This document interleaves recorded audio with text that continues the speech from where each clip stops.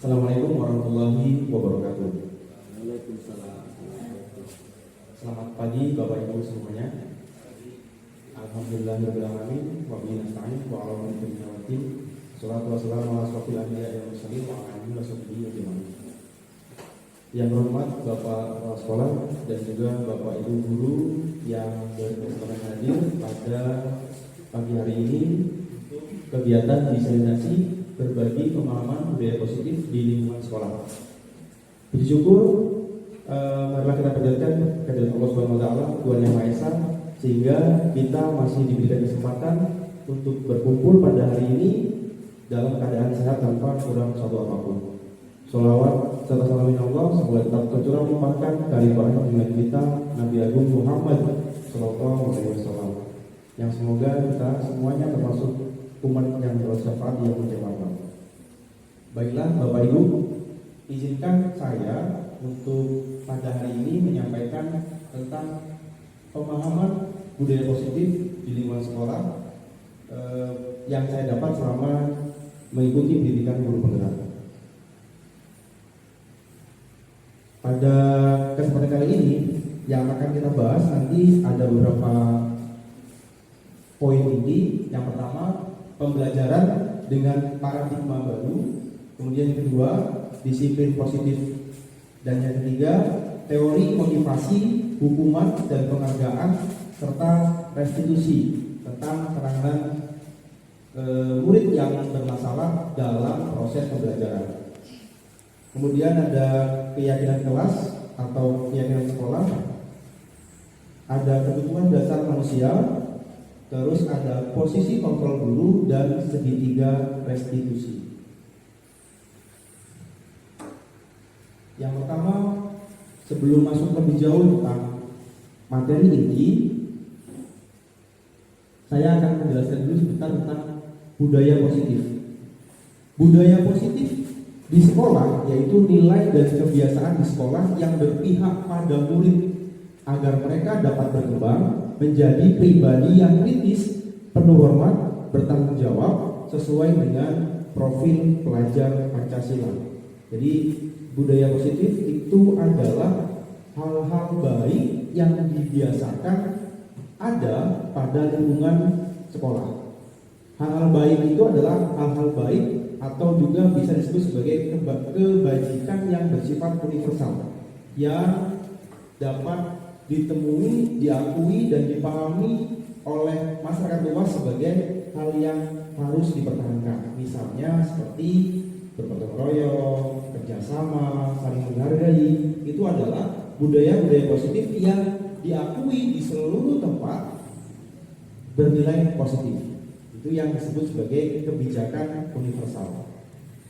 Saya ulangi, kebajikan universal. Oke, sekarang kita ice breathing dulu biar tidak tegang ya.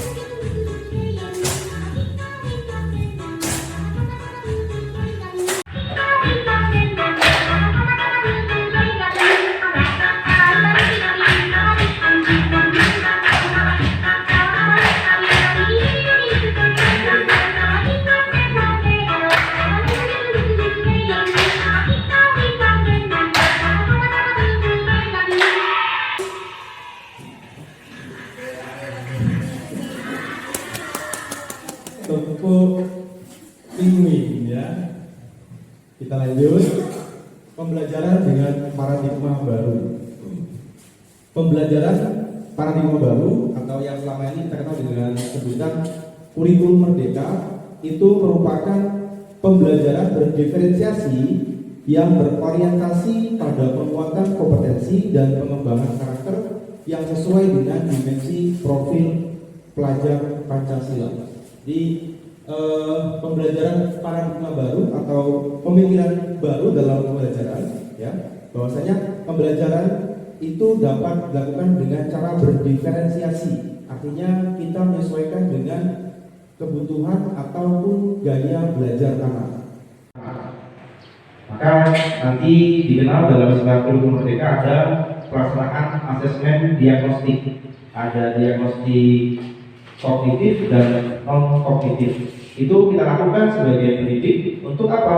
Untuk memetakan gaya belajar anak sehingga kita bisa dengan tepat untuk menentukan metode serta model pembelajaran yang akan diterapkan di kelas, sehingga nantinya anak-anak dapat berkembang pemahaman pembelajarannya sesuai dengan yang kita harapkan.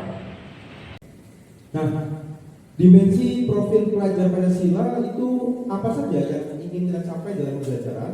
Itu yang pertama ada beriman, bertakwa kepada Tuhan Yang Maha Esa dan berakhlak mulia. Ini poin profil pelajar Pancasila yang ingin kita capai yang pertama. Kemudian yang kedua, berkebinekaan global, bergotong royong, kreatif, bernalar kritis, serta mandiri. Nah, ini miskonsepsi tentang teori kontrol menurut Dr. William Glasser. Jadi selama ini yang pertama adalah ilusi guru mengontrol murid. Jadi selama ini kita menerapkan pembelajaran ini yang saya alami, ya, dan sebagian besar dialami oleh pendidik yang Indonesia. Sebagian besar merasa bahwasanya kita memiliki kontrol penuh terhadap murid-murid kita, sehingga kita berhak untuk menyuruh tanpa dibantah oleh murid. Nah, dalam pembelajaran ini ternyata itu hanya ilusi. Kenapa disebut ilusi? Karena ternyata murid itu juga berhak menentukan apa yang mau dia capai, apa yang mau dia inginkan. Jadi murid kita perintah dan menurut itu karena dia takut dengan hukuman, dia takut dengan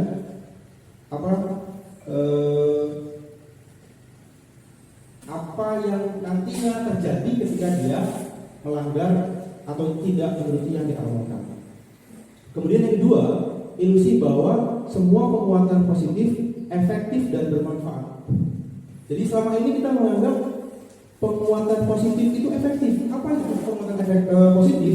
Penguatan positif itu sering disebut sebagai bujukan atau rayuan. Jadi kita merayu anak agar anak itu menuruti apa yang kita berikan, apa yang kita perintah, dan ternyata itu hanya sebuah ilusi. Hanya ilusi maksudnya apa?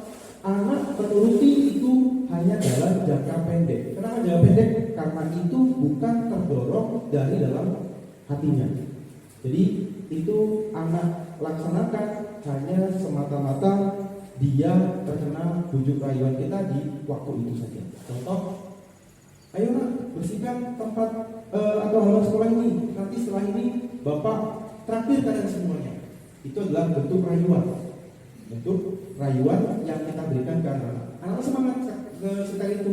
Kenapa semangat? Karena dia termakan atau terbujuk oleh rayuan yang kita berikan. Kemudian yang ketiga, ilusi bahwasanya kritik dan membuat orang merasa bersalah dapat mematahkan karakter. Nah, ini juga yang sering terjadi dalam dunia pendidikan. Kita memberikan kata-kata ataupun perilaku pada anak sehingga anak merasa bersalah,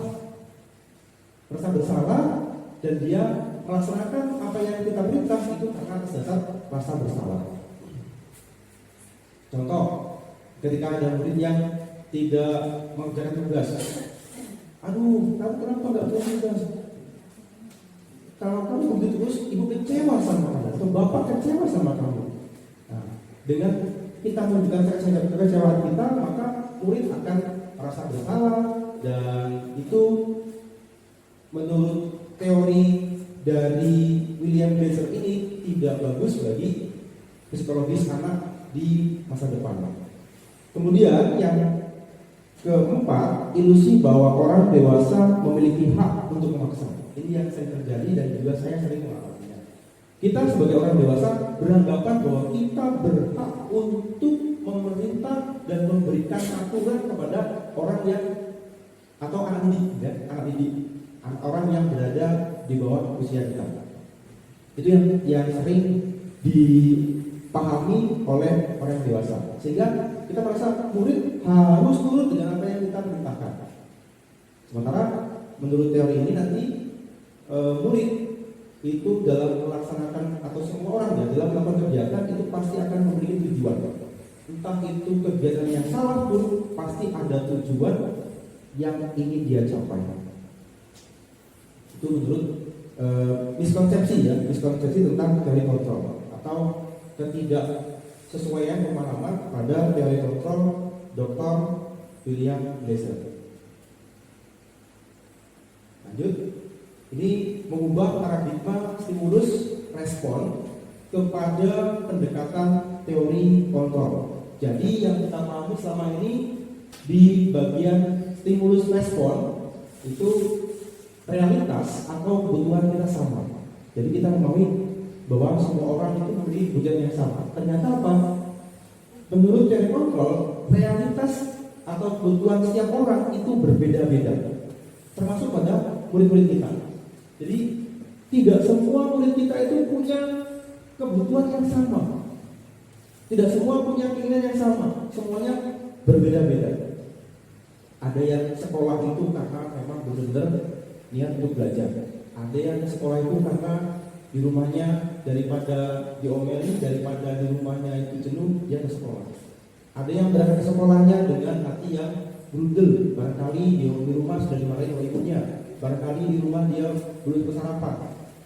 Ini sangat kompleks yang terjadi pada murid kita dan itu akan mempengaruhi kebutuhan belajar mereka.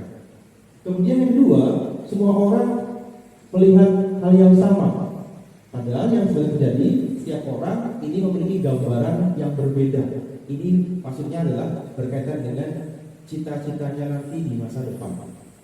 Semua orang akan memiliki gambaran di masa depannya itu berbeda-beda. Yang ketiga, kita mencoba mengubah orang agar berpandangan sama dengan kita. Ini sering terjadi, ya. Kita pengen anak-anak kita pokoknya semuanya harus nurut dengan kita, semuanya harus seragam, semuanya harus tidak boleh berkata tidak kepada kita. Wah, ya. Sementara kita yang seharusnya kita lakukan, kita harus berusaha untuk memahami pandangan orang lain tentang dunia. Di sini poin pentingnya adalah saling menghargai. Kemudian perilaku buruk dilihat sebagai suatu kesalahan. Padahal yang sebenarnya terjadi adalah semua perilaku itu memiliki tujuan. Ini terkait nanti dengan kebutuhan dasar manusia di slide berikutnya. Kemudian orang lain bisa mengontrol saya. Ini pada pendekatan atau paradigma stimulus respon. Kita berpikiran bahwa orang itu bisa mengontrol orang lain. Padahal yang sebenarnya terjadi, yang bisa mengontrol diri kita itu hanyalah diri kita sendiri. Tidak ada yang bisa mengontrol orang kecuali dirinya sendiri.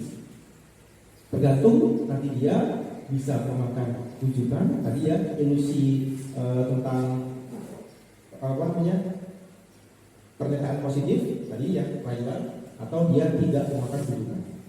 Itu terkait dengan kontrol diri. Kemudian saya bisa mengontrol orang lain. Padahal yang terjadi adalah kita tidak bisa mengontrol orang lain. Berikutnya, pemaksaan ada pada saat rujukan. Yang sebenarnya terjadi itu adalah kolaborasi dan konsensus untuk menciptakan pilihan-pilihan baru dan model berpikir menang kalah. Ini yang seharusnya kita rasakan adalah model berpikir menang-menang.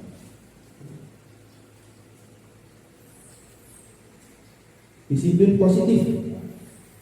Disiplin positif ini berasal dari kata disiplin ya. Kata disiplin berasal dari bahasa Latin yaitu disiplina yang artinya belajar. Kalau kita mendengar kata disiplin, pasti yang terpaut dalam pikiran kita adalah kegiatan yang kalau sesuatu yang kalau kita tidak laksanakan dengan sesuai aturan, maka kita bisa mendapat sanksi atau hukuman. Itu biasanya kalau kita menggunakan kata disiplin. Nah, dalam budaya kita, ya, makna kata disiplin itu dimaknai menjadi sesuatu yang dilakukan seseorang pada orang lain untuk mendapatkan kepatuhan. Kita cenderung menghubungkan kata disiplin dengan ketidaknyamanan. Contoh, keterlambatan dalam sekolah, ya. Ketika murid datang terlambat, maka berarti dia tidak disiplin. Maka kalau ada kata untuk mendapatkan kepatuhan, berarti kan kalau dia tidak patuh dengan apa yang sudah diterapkan dengan terlambat tadi, maka bisa dihukum. Atau tidak mengerjakan tugas, maka selama ini yang sering kita terapkan pada anak kita adalah pelanggaran disiplin seperti itu. Kita bisa menerapkan sanksi kayak disuruh push up, disuruh lari di lapangan, jadi ya, ditegakkan di depan. Nah, pada modul yang saya pelajari, ternyata hukuman seperti itu atau sanksi yang seperti itu tidak lagi relevan untuk digunakan pada kegiatan pembelajaran di era sekarang.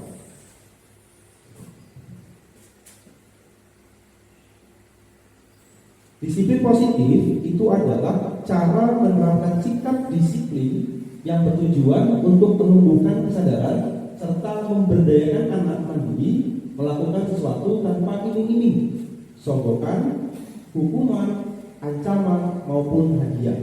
Jadi kegiatan pembelajaran itu seharusnya mampu membangkitkan motivasi intrinsik murid atau motivasi belajar dari dalam diri murid, sehingga anak bisa benar-benar memahami apa yang seharusnya dia butuhkan, bukan karena iming-iming, hukuman, sogokan, ataupun segala macamnya.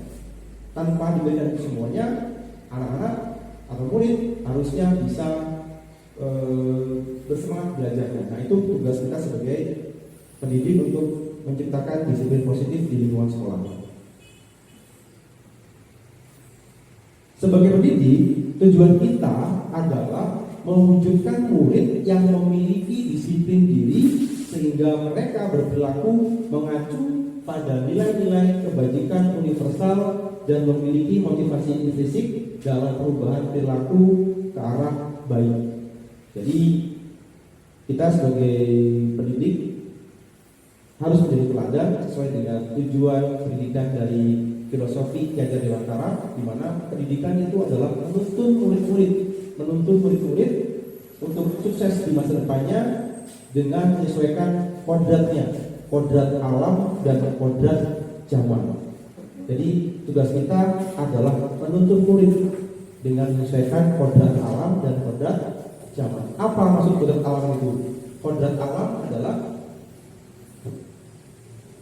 bawaannya, karakteristik bawaan yang diwarisi oleh murid kita dari orang tuanya. Kecerdasan bawaan yang dimiliki oleh murid itu adalah kodrat alam. Dan kodrat zaman artinya apa?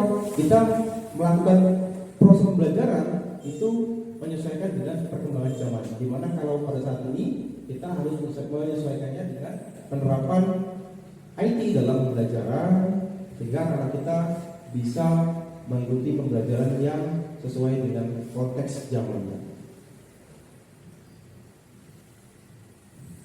Nah, nilai-nilai kebajikan yang bisa diterapkan dalam penerapan disiplin positif.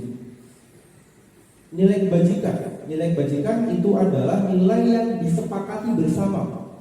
Nilai yang disepakati bersama terlepas dari apa suku bangsanya, apa agamanya, apa bahasanya, ataupun latar belakang lainnya. Artinya seluruh agama, bangsa, bahasa itu dapat sepakat bahwasanya poin tersebut merupakan poin yang bernilai positif atau memiliki nilai-nilai kebajikan. Contoh ini adalah contoh nilai kebajikan yang dimiliki oleh institusi atau organisasi. Yang pertama, pada profil pelajar Pancasila.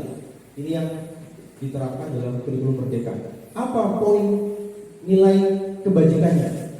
Yang pertama beriman. Saya rasa seluruh rakyat Indonesia sepakat bahwasanya seluruh manusia atau seluruh warga Indonesia itu harus beriman dan bertakwa kepada Tuhan Yang Maha Esa.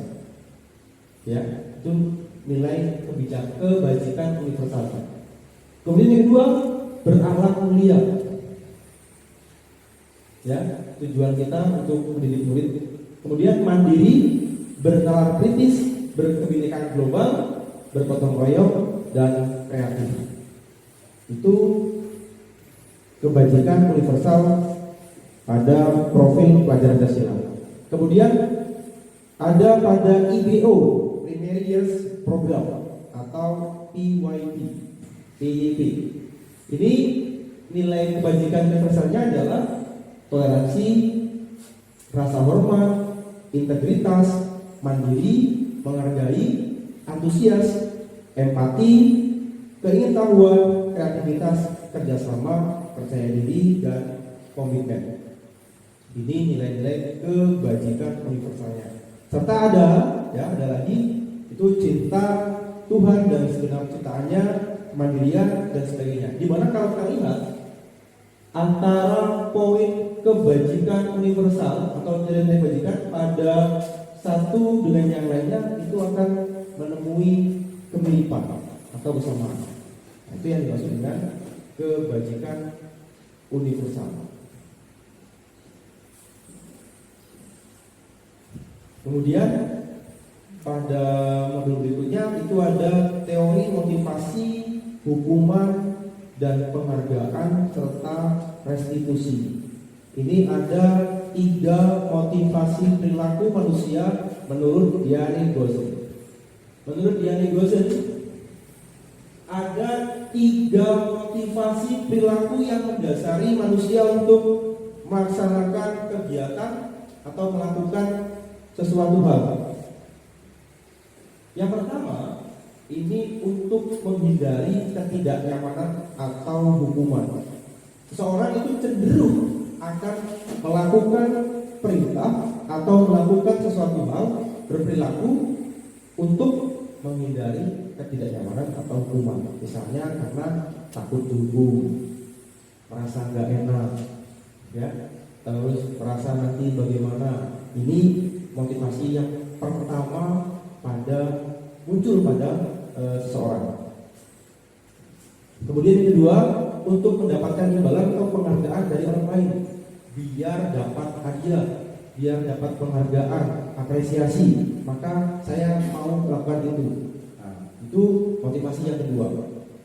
Kalau murid misalnya, wah, saya ingin juara 1, saya ingin belajar, saya ingin tampil, biar apa? Biar hadiah, biar bisa dikasih penghargaan sama gurunya. Nah, ini termasuk motivasi yang kedua. Kedua motivasi ini tergolong ke dalam motivasi ekstrinsik atau motivasi yang timbul dari luar, bukan dari kesadaran diri. Nah, kita sebagai pendidik, ya, itu sebaiknya mampu membangkitkan motivasi belajar peserta didik kita pada poin yang ketiga, motivasi untuk menjadi orang yang mereka inginkan dan menghargai diri sendiri dengan nilai-nilai yang mereka percaya. Ini termasuk ke dalam motivasi intrinsik. Meskipun cukup sulit, ya, tapi kita harus berusaha membangkitkan motivasi intrinsik pada murid-murid kita agar mereka dalam belajar ini tidak hanya semangat dalam jangka pendek, tapi semangat dalam jangka panjang. Karena kalau hanya karena takut hukuman, ketidaknyamanan, serta imbalan atau penghargaan, maka motivasinya itu adalah motivasi jangka pendek. Nah, ini pernyataan yang bisa dijawab di hati masing-masing Bapak Ibu Dewan Guru. Ya, sebagai seorang guru, saat Anda hadir mengajar di kelas tepat waktu, motivasi apakah yang mendasari tindakan Anda? motivasi untuk hadir tepat waktu di sekolah kita. Kemudian, apakah Anda datang tepat waktu itu karena tidak ingin ditegur oleh atasan dan kemudian mendapat surat peringatan, atau Anda ingin mendapat pujian dari atasan Anda dan mendapatkan penghargaan sebagai guru berprestasi? Atau ya, Anda ingin menjadi orang yang menghargai waktu, menghargai diri Anda sendiri sebagai teladan bagi murid-murid, karena Anda percaya tindakan Anda sebagai guru akan dicontoh oleh murid-murid. Nah, manakah motivasi yang paling kuat mendasari tindakan kita sebagai pendidik, atau bahkan kombinasi dari dua motivasi tersebut? Ya, kita sebagai pendidik tentu pernah berada dalam 3 posisi motivasi tersebut. Saya yakin kita pernah berada dalam posisi motivasi takut dengan hukuman ataupun merasa tidak nyaman dengan rekan sejawat, rekan kerja. Itu pasti pernah kita alami. Kemudian yang kedua, kita juga pasti pernah merasakan atau mengalami hadirnya motivasi untuk kita disiplin karena ada imbalan ataupun penghargaan. Dan kita juga, saya yakin sebagian besar motivasinya adalah karena kesadaran dari dalam diri. Itu berkaitan dengan motivasi dasar kita melaksanakan atau disiplin waktu di sekolah.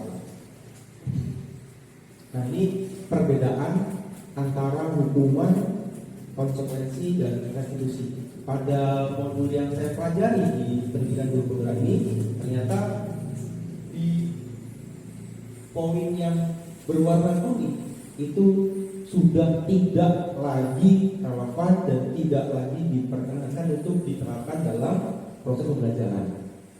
Lalu apa yang seharusnya kita lakukan sebagai pendidik? Yang kita lakukan adalah menerapkan konsekuensi, dan yang sebaiknya adalah restitusi atau kombinasi antara konsekuensi dan restitusi. Apa bedanya? Kita bisa lihat bersama-sama. Hukuman itu memiliki ciri dia tidak terencana atau tiba-tiba. Misal, kalau datang terlambat, sudah, kamu terlambat, lari ke lapangan dulu, 3 kali ke lapangan baru masuk kelas. Itu kan tiba-tiba, spontan, tidak termanage dengan baik untuk melaksanakan pendisiplinan terhadap murid-murid. Kemudian yang kedua, murid tidak tahu apa yang akan terjadi atau tidak dilibatkan. Murid tidak dilibatkan dalam pembuatan kesepakatan atau keyakinan bersama. Kemudian bersifat satu arah dan berupa hukuman fisik atau psikis. Psikis ini biasanya dalam bentuk verbal. Karena maaf ya, hukumannya. Oh, dalam saat kamu, maaf ya, bodoh gitu ya, itu yang tidak boleh dia tidak boleh kita sebagai murid kata-kata tersebut keluar untuk melabeli murid kita dengan hal-hal yang seperti itu. Karena kemarin sempat muncul dalam diskusi kelompok kami juga gitu ya, tertentu pernyataan yang cukup beres di hati gitu ya. Kalau mohon maaf sekali ya, kalau muridnya bodoh berarti gurunya bagaimana? Gurunya juga sama dengan ya. Itu yang seharusnya kita hindari. Kemudian yang kedua yang seharusnya kita lakukan adalah konsekuensi dan restitusi. Bagaimana dia? Ciri-cirinya. Ciri-cirinya untuk konsekuensi itu terencana atau disepakati sesuai dengan aturan, direncanakan. Kemudian murid tetap dibuat tidak nyaman untuk konsekuensi ini karena ada sesuatu yang harus dilakukan sebagai pengganti dari kesalahan yang dilakukan. Dan guru memonitor atau mensupervisi murid. Ini konsekuensi. Terencana atau disepakati berarti sebelum diterapkan aturan itu kita membuat kesepakatan atau yang selama ini dikenal dengan keyakinan kelas atau keyakinan sekolah. Kita membuat keyakinan bersama dengan murid, poin-poin apa saja yang bisa atau boleh dilakukan dan poin yang seharusnya tidak dilakukan oleh murid-murid. Sehingga dengan begitu murid akan memahami proses pembelajaran kalau dengan kita sebagai gurunya di kelas. Kemudian restitusi, ini proses menciptakan kondisi bagi murid untuk memperbaiki kesalahan dan dia berkolaborasi. Restitusinya. Nah, keyakinan kelas. Mengapa harus dengan keyakinan kelas? Mengapa tidak peraturan saja? Nah, ini ya. Seseorang itu akan lebih tergerak dan bersemangat untuk menjalankan keyakinannya daripada hanya sekedar mengikuti serangkaian peraturan tertulis tanpa makna. Jadi kalau keyakinan itu biasanya kalimatnya atau pernyataannya bernilai positif. Kalau peraturan itu maka kalimatnya biasanya bernilai negatif. Keyakinan kelas ini bersifat lebih abstrak atau umum, ya, daripada peraturan yang lebih rinci dan konkret. Kemudian keyakinan kelas itu berupa pernyataan-pernyataan universal, ya, tadi kebajikan universal. Kemudian pernyataan yang ada pada keyakinan kelas itu senantiasa dibuat dalam bentuk positif. Keyakinan kelas ini tidak terlalu banyak sehingga mudah diingat dan dipahami oleh seluruh warga kelas atau warga sekolahan. Kemudian seluruh warga kelas ini hendaknya ikut berkontribusi dalam pembuatan keyakinan kelas lewat kegiatan curah pendapat. Ini yang ada pada kurikulum Merdeka, ya. Kita sebelum melaksanakan kegiatan pembelajaran diharapkan menyusun keyakinan kelas bersama dengan murid-murid kita di kelas. Kemudian tadi kita sudah membahas tentang kebutuhan dasar manusia. Apa itu? Adalah segala sesuatu yang dilakukan untuk mendapatkan apa yang kita inginkan. Seluruh tindakan yang kita inginkan atau kita lakukan ini memiliki tujuan tertentu dan semua usaha terbaik yang kita lakukan adalah dalam rangka agar kebutuhan dasar kita dapat terpenuhi dengan baik. Apa saja kebutuhan dasar manusia? Ya.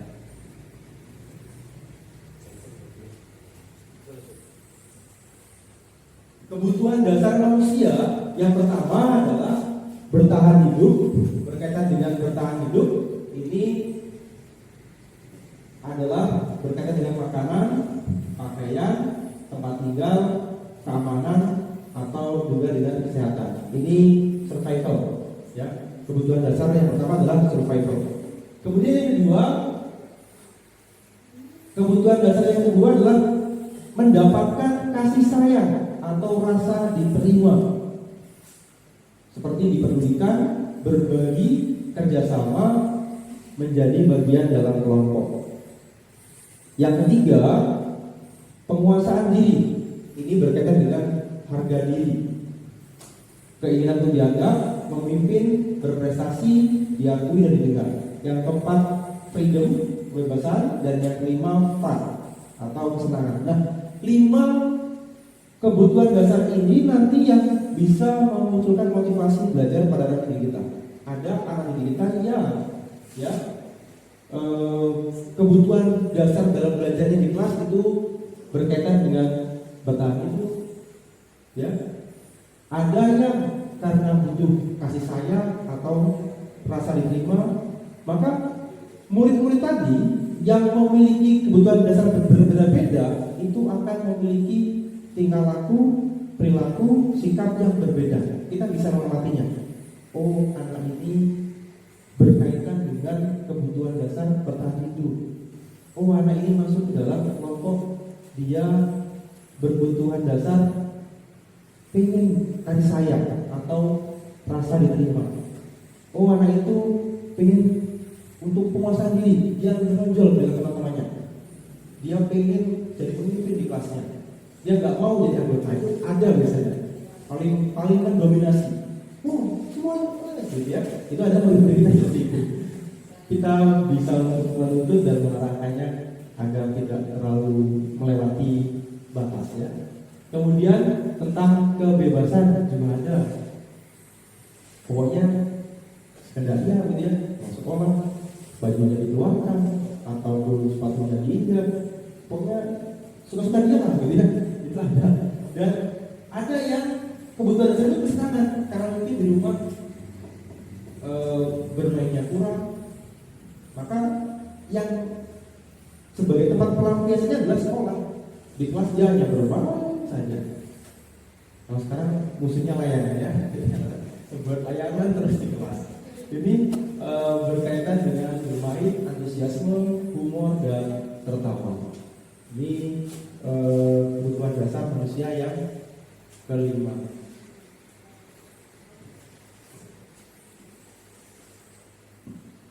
Kemudian posisi kontrol. Jadi ada materi lagi tentang 5 posisi kontrol kita sebagai guru.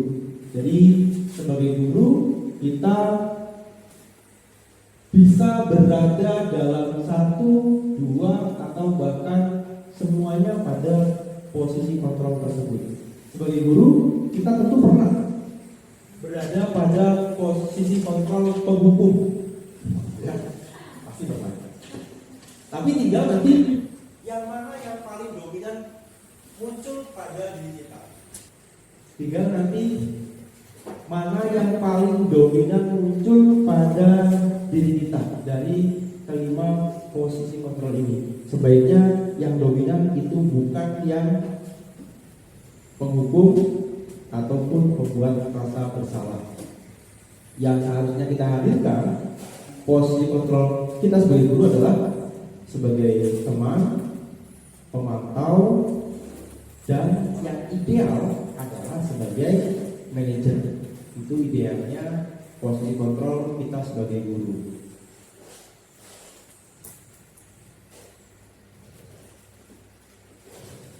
Nah, ini contoh dari kalimat pernyataan posisi kontrol kita sebagai guru. Yang pertama kalau sebagai penghukum, maka biasanya sebagai penghukum kita mengatakan patuhi aturan saya atau awas.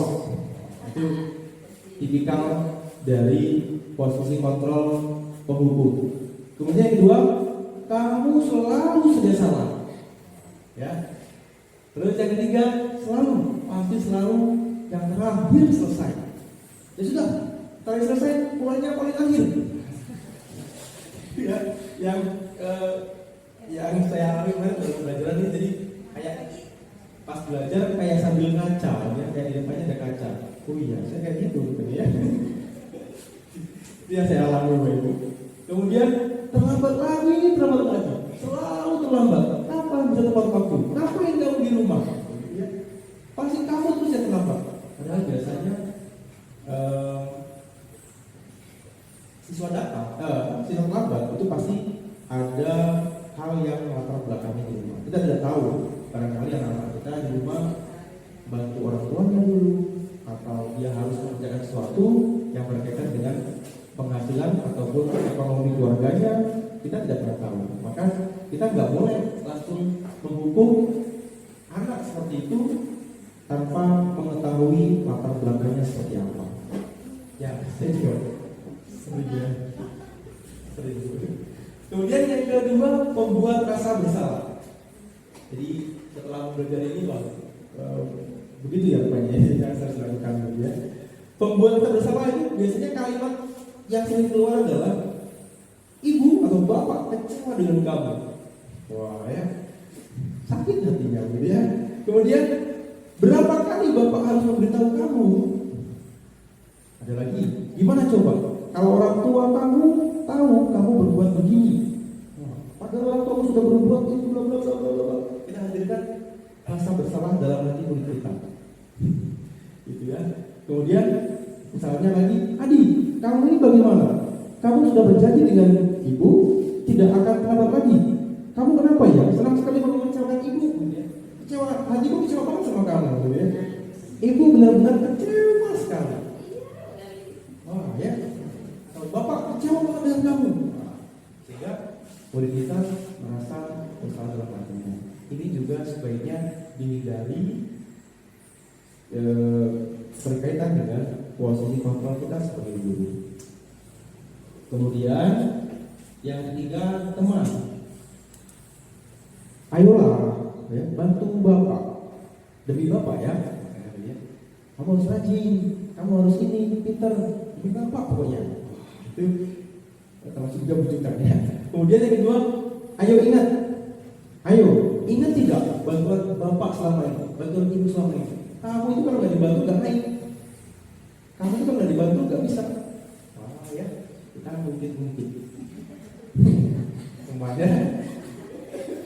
Kemudian, ya sudah, kali ini nggak apa-apa. Nanti ibu bereskan, asalkan murid menumpahkan makanan atau minuman di kelas, ya sudah, nanti bapak ibu bereskan. Kita memposisikan diri sebagai teman dengan murid kita. Kemudian misalnya ada lagi, Adi, ayolah, bagaimana sih kamu? Kemarin kan sudah janji, gak boleh terlambat lagi, sambil tertawa ringan. Itu peran sebagai teman. Ada kelebihannya, apa? Posisi kontrol kita sebagai teman itu murid-murid akan lebih dekat dengan kita. Murid akan enteng ataupun biasa menceritakan sesuatu yang terjadi pada dirinya, sehingga kita bisa lebih mudah memahami apa yang terjadi pada murid kita. Ini kalau kita menerapkan posisi sebagai teman. Kemudian sebagai pemantau, kita menanyakan peraturannya apa ya? Misalnya kalau ada yang melanggar peraturan, ayo peraturannya apa ya? Masih ingat nggak? Ya. Terus apa yang telah kamu lakukan? Kedua, kalau melanggar lagi, sanksi atau konsekuensi apa yang bisa dilakukan kalau kamu terlambat lagi?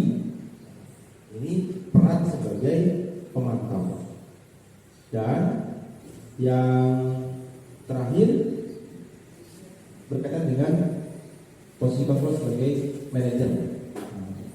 Kita menanyakan tentang keyakinan kelas, terus apakah kamu meyakininya, terus jika kamu memperbaiki ini, hal ini menunjukkan apa tentang dirimu. Ini tugas seorang manajer itu bukan untuk mengatur perilaku seseorang. Kita membimbing murid untuk dapat mengatur dirinya sendiri. Seorang manajer itu bukan memisahkan murid dari kelompoknya, tetapi mengembalikan murid tersebut ke kelompoknya dengan lebih baik dan kuat. Nah, ini yang idealnya kita sebagai guru, kita menerapkan posisi kontrol sebagai manajer.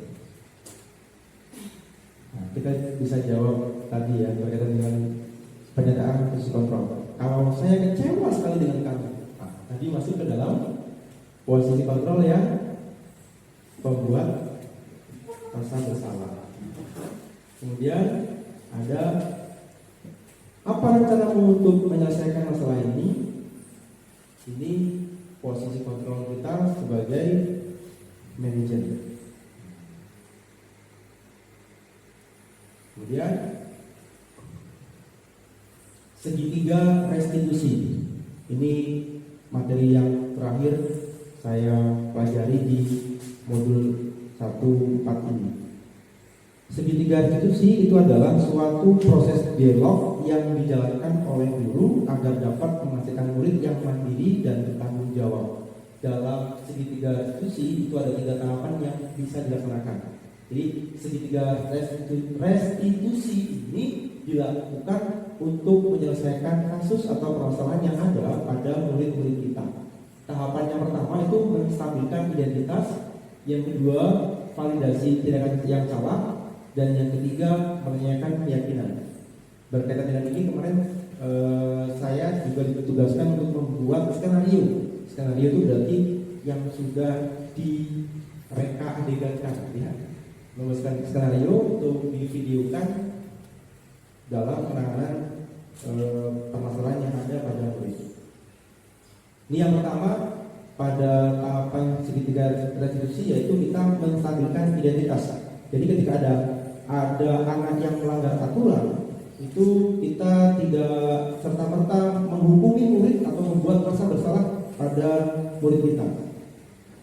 Ini yang bisa kita lakukan itu adalah dengan mengatakan berbuat salah itu tidak apa-apa, gitu ya. Tapi tidak langsung mengatakan salah nggak apa-apa, gitu. Tapi kita tidak bisa mengemasnya menjadi kalimat yang baik, begitu. Tidak ada manusia yang sempurna. Kemudian saya juga pernah melakukan kesalahan. Kemudian kita bisa menyelesaikan ini, atau bapak ibu tidak tertarik mencari siapa yang salah, tapi mari kita cari solusi terbaiknya dari permasalahan ini. Kemudian kamu berhak merasa begitu, dan apakah kamu sedang menjadi teman yang baik buat dirimu sendiri. Kita dalam poin ini kita harus bisa memposisikan diri sebagai konselor ataupun pembimbing pada murid-murid kita yang sedang mengalami permasalahan dalam belajar. Kemudian yang kedua adalah validasi tindakan yang salah. Jadi menurut teori kontrol, semua tindakan manusia itu baik atau buruk pasti memiliki maksud atau tujuan tertentu. Setiap tindakan yang kita lakukan dengan sesuatu tujuan, yaitu memenuhi kebutuhan dasar. Nah, pada tahap yang kedua ini kita bisa mengeluarkan statement seperti misalnya, padahal kamu bisa melakukan yang lebih buruk dari ini ya dulu gitu ya. Kamu pasti punya alasan mengapa melakukan hal itu. Kamu pasti punya alasan mengapa kamu terlambat. Kamu pasti punya alasan mengapa kamu bisa ganggu temannya. Itu pasti ada alasan atau motivasi dasarnya dalam pribadi. Ada sesuatu yang salah yang dilakukan, gitu ya. Kemudian kamu patut bangga pada diri sendiri karena kamu telah melindungi sesuatu yang penting buat kamu. Dan kamu boleh mempertahankan sikap itu, tapi kamu harus menambah sikap yang baru. Misalnya tadi kalau dia karena mendominasi dengan teman-temannya, dia ingin jadi pemimpin, kita bisa memberi penguatan yang terakhir ini. Kamu boleh mempertahankan sikap itu, tapi kamu harus menambahkan sikap baru. Apa yang tambahkan? Sikap untuk saling menghargai. Mari kita hargai temannya yang berbeda dari kita. Jangan langsung kita judge atau kita salah-salahkan, kita perintah-perintahkan, ya. Harus saling menghargai. Itu sikap baru yang ditambahkan. Kemudian pada restitusi ini tidak menyarankan guru bicara ke murid bahwa pelanggar aturan adalah sikap yang baik. Tidak. Tetapi dalam restitusi, guru harus memahami alasannya dan paham bahwa setiap murid, setiap orang pasti akan melakukan yang terbaik di waktu tertentu. Jadi kita harus menyadari bahwasanya murid-murid kita yang barangkali sering bermasalah di kelas itu pasti ada waktu tertentu dia melakukan hal yang terbaik. Yang ketiga, menanyakan keyakinan. Apa yang kita percaya sebagai kelas atau keluarga, kemudian apa nilai-nilai umum yang kita sepakati, dan kamu mau jadi orang yang seperti apa. Penting untuk menanyakan anak kehidupan seperti apa nantinya yang mereka inginkan. Kamu menjadi orang yang seperti apa, kamu ingin bagaimana, gitu ya. Dan apakah kamu ingin jadi orang sukses, bertanggung jawab atau dipercaya. Ini tahapan yang ketiga dari penyelesaian masalah menurut segitiga restitusi. Nah, ini kemarin video berkaitan dengan skenario yang sudah saya buat.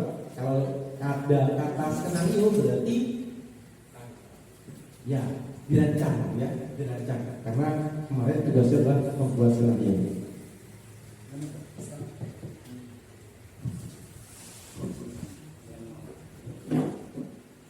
Jadi ini ada video yang sudah saya skenariokan berkaitan dengan contoh penerapan segitiga restitusi. Ya, karena kemarin tugasnya adalah membuat skenario, berarti harus diskenariokan.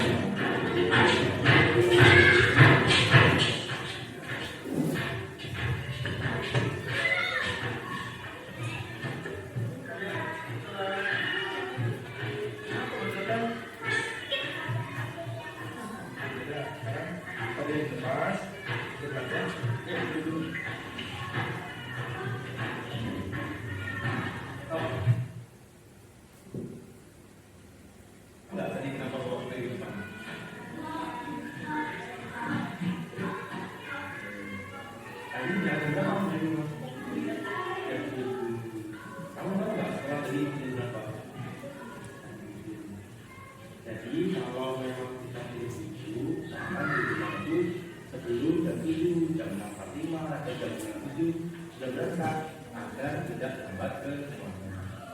Ya. Jadi semua manusia pasti pernah kesalahan, ya. Sama pernah kesalahan, tapi bagaimana? Nanti untuk fullnya bisa dilihat di YouTube. Jadi misalnya komen dan jadi itu intinya pada contoh penerapan ini adalah kita ketika dalam terlambat tidak boleh langsung diberikan semua di tempat ya. Kita harus menstabilkan identitasnya. Maksudnya bagaimana? Kita termasuk dulu, duduk dulu. Nanti kalau dia sudah tenang, kita panggil ke depan atau misalnya kantor untuk menanyakan perihal kenapa dia terlambat, apa yang menyebabkan dia terlambat. Terus setelah itu baru kita menanyakan apa yang harus kita lakukan biar ke depan tidak terlambat. Sehingga harapannya dengan penerapan seperti itu kita bisa menghadirkan motivasi internal terkait dengan pembelajaran di kelas pada murid kita. Oke, Bapak Ibu, cukup sekian materi tentang diseminasi yang dapat saya sampaikan. Kurang dan lebihnya saya mohon maaf. Kepada Allah saya mohon ampun. Saya akhiri, wassalamualaikum warahmatullahi wabarakatuh. Untuk berikutnya saya berikan ke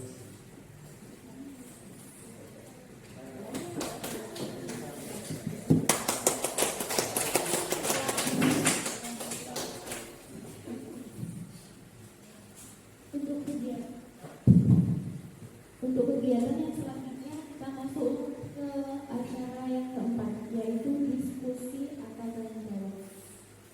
Mungkin dari Bapak Ibu yang ada di sini, mungkin ada yang ingin ditanyakan mengenai materi yang telah disampaikan oleh Bapak Ali Aditastio sebagai calon guru penggerak.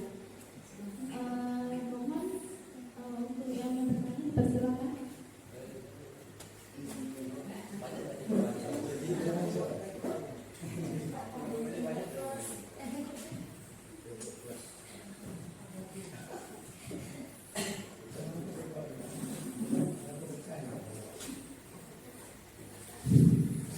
Assalamualaikum warahmatullahi wabarakatuh.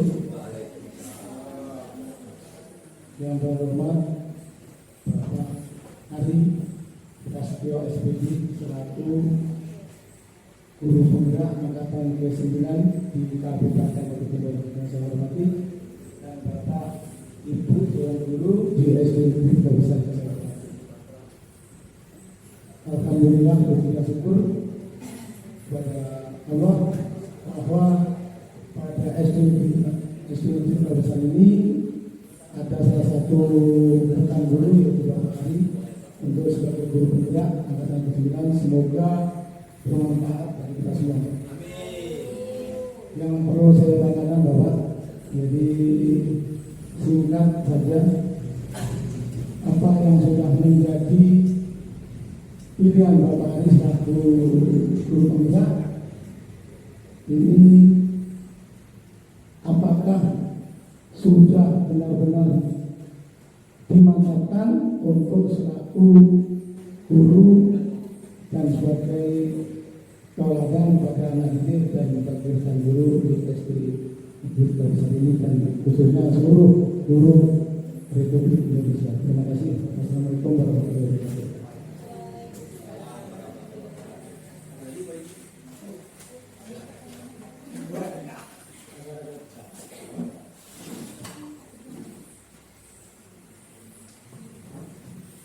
Baik, terima kasih atas kesempatannya. Saya ucapkan selamat siang. Assalamualaikum warahmatullahi wabarakatuh.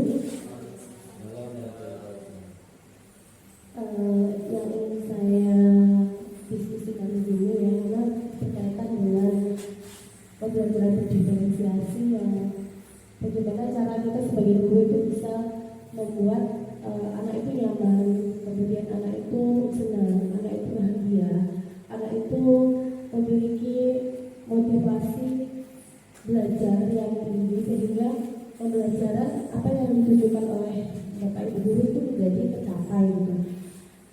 Saya tadi banyak sebenarnya yang ingin saya sampaikan di sini, tapi saya lebih ingin ke motivasi intrinsik, Pak.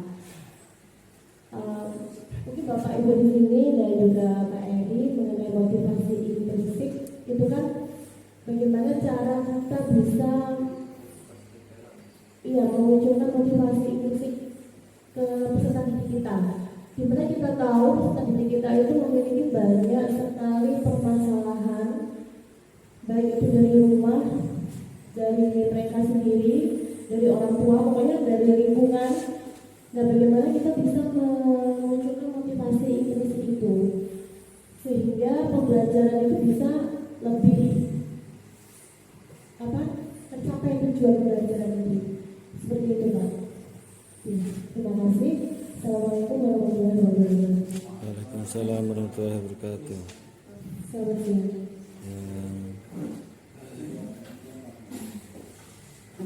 Baik Bapak Ibu, langsung saya tanggapi ya. Yang pertama tadi pertanyaan dari Pak Mujadi, apakah sudah diterapkan sepenuhnya Bapak ya tentang diapositif? Baik Bapak Ibu, jadi pada intinya di sini saya adalah pembelajar. Saya membelajar dan saya masih dalam tahap pembelajaran. Kalau dikatakan apakah sudah sepenuhnya, tentu saja belum. Ya, belum karena saya sedang berproses dan merubah apa yang selama ini kurang pas menjadi mendekati apa yang menjadi tujuan pembelajaran dalam sistem pendidikan yang ada di negara kita. Itu Bapak. Jadi semoga kita setelah memahami dan mempelajari tentang budaya positif ini, kita bisa minimal ya memulai dari hal kecil pada diri kita untuk merubah lingkungan kita menjadi lebih baik.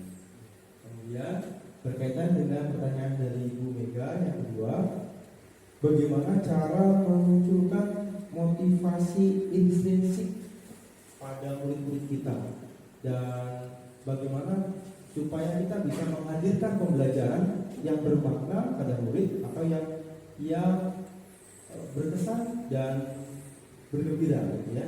Kemudian kelas anak tidak tertuntut untuk melakukan tertuntut untuk melaksanakan apa yang kita perintahkan.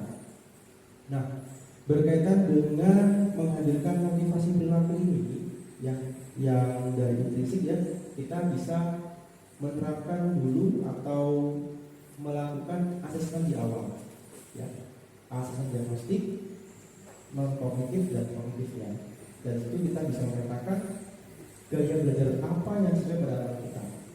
Selain itu di kurikulum merdeka ini kita juga menghadirkan pembelajaran yang bergembira. Artinya di kelas dengarkan. Di kelas kita tidak hanya melulu membahas materi saja. Kita bisa selingi dengan kegiatan ice breaking sehingga anak-anak kita tidak bosan di kelas. Dan karena menurut saya yang paling krusial bagi kita seorang guru adalah bagaimana kita bisa mencoba menjelajahi model dan metode pembelajaran yang pas bagi anak didik kita. Tentunya kita dengan pengalaman setiap harinya yang bertambah, kita bisa mengolah metode ini kurang pas, coba lagi. Dari sekian uji coba mengenai metode dan pembelajaran, maka kita akan dapat dengan lebih terbantu untuk mengamati dan memunculkan motivasi perilaku intrinsik pada anak kita. Yang tentunya model dan metode tadi harus disesuaikan dengan keadaan, kodrat alam dan kodrat zamannya, kecerdasan dasar yang dibawa oleh murid kita di rumah serta kodrat zamannya kita harus menyesuaikan dengan zaman sekarang. Murid zaman sekarang tentu sangat berbeda dengan murid-murid zaman kita sekolah dulu atau bahkan dengan zaman bapak ibu kita. Itu sudah pergantian generasi. Generasi yang sekarang itu adalah generasi yang sangat tanggap dengan IT, sangat tanggap dengan tren-tren dan model-model yang sedang di luar sana. Maka kemarin sebenarnya saya sempat menemui model yang saya nggak bayangkan itu ternyata di sekolah kita muncul apa model atau tren menyayang tangannya sendiri itu hadir ada di sekolah kita gitu ya. Itu ada terjadi pada murid kita, padahal itu sudah saya alami dulu ketika saya masih di SMP sebelumnya gitu ya, tahun 2017 ada yang menyayang tangan dan banyak, dan itu didominasi oleh perempuan. Yang lainnya hampir nggak ada ya. Saya tanya, saya kira tren itu habis setelah COVID, nggak ada lagi. Ternyata muncul dan ada di tingkat dasar bawah. Ya, saya temui. Dan itu saya cukup wah, sebenarnya ya. Saya panggil anaknya, saya omongin banyak, dan alhamdulillah kemudian saya lihat tidak lagi nambah, tidak sedih lagi, dan bisa move on. Dan rata-rata anak yang seperti itu berasal dari latar belakang keluarga. Yang pertama, keluarga yang apa ya, yang kita harusnya berempati terhadap yang dialaminya, gitu ya. Jadi sebelum pembelajaran penting bagi kita untuk mengetahui asesmen murid, diagnostiknya ya, kognitif dan kognitif, untuk apa? Mengetahui latar belakangnya, mengetahui suluk dirinya, sehingga kita bisa memahami cara bagaimana kita menyampaikannya ke anak yang seperti ini, harus seperti ini, karakter ini seperti ini. Jadi kita nggak boleh ya memang manusia ini apa ini, saya juga kadang kalau pas dulu gitu ya, itu manusiawi sekali. Tapi kita harus berhati-hati, kita sebagai orang yang dewasa, ketika kita sebagai yang terdidik gitu ya, harus segera mengontrol diri kita agar tidak melebihi batas gitu ya. Itu coba itu ya, barangkali cukup ya. Terima kasih.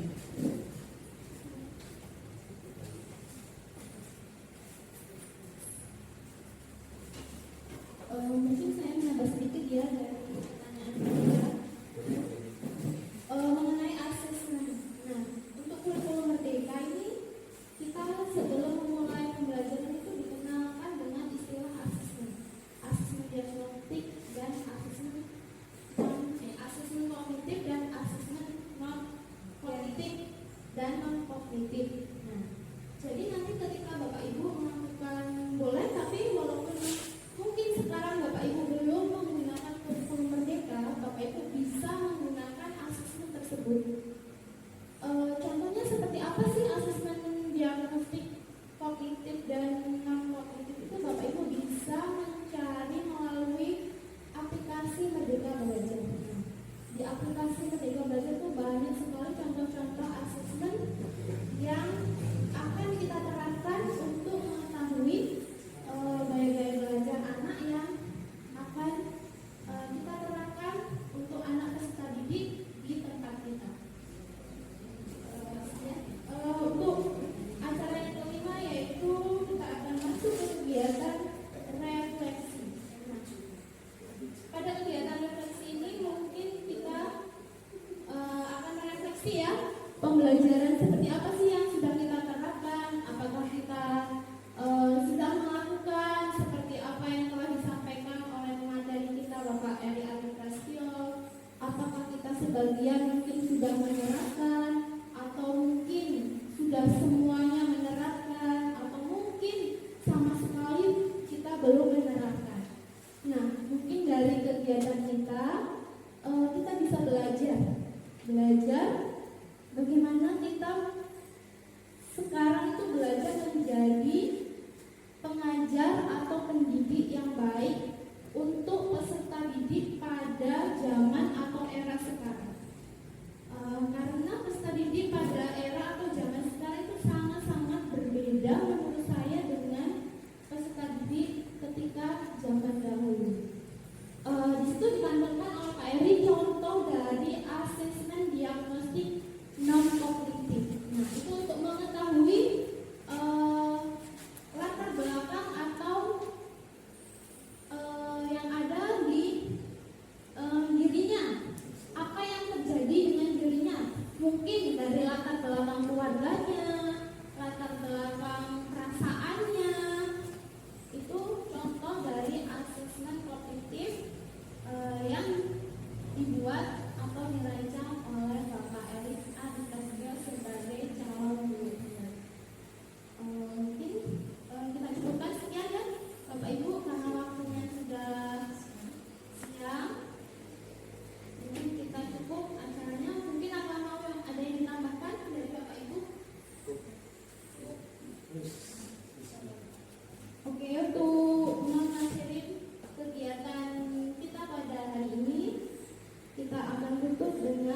membaca adalah bagi yang beragama Islam.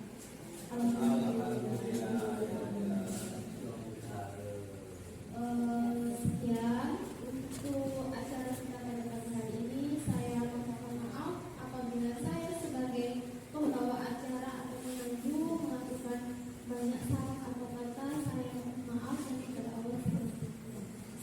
Saya akhiri. Assalamualaikum warahmatullahi wabarakatuh. Waalaikumsalam warahmatullahi wabarakatuh. Terima kasih Bu.